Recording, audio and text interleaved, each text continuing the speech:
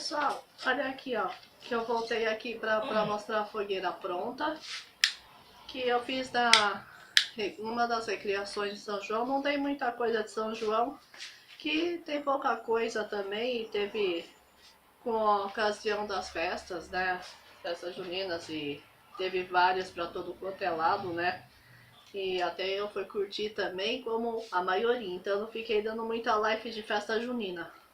E não deixei gravado muita recriação.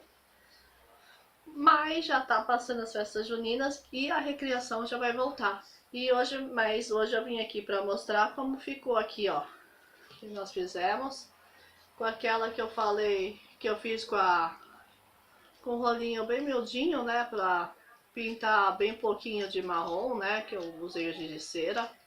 Podia ser com canetinha também, que foi essa daqui, ó. Eu fiz com EVA.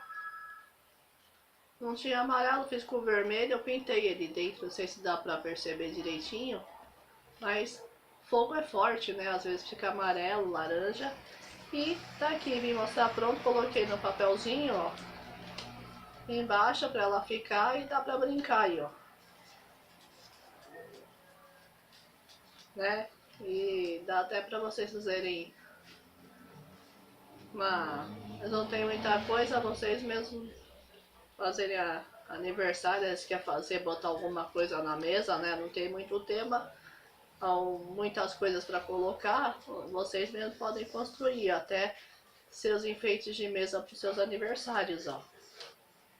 Aí, ó. Então essa foi com EVA e com papel, como ficou legal, ó.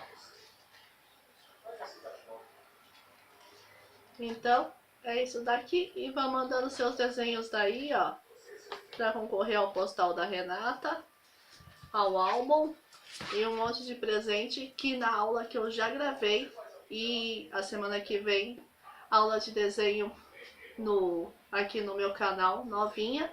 Então é só vocês mandarem seus desenhos para concorrer aos postais da Renata Randel, a Bárbara de Carinha de Anjo, e esse super álbum e mais coisa.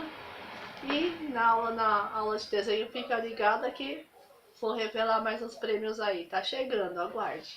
Então, beijo, gente, até. Então, fica com a fogueira aí, ó. Vocês tenham gostado. Aí essa recriação também tá valendo, tá?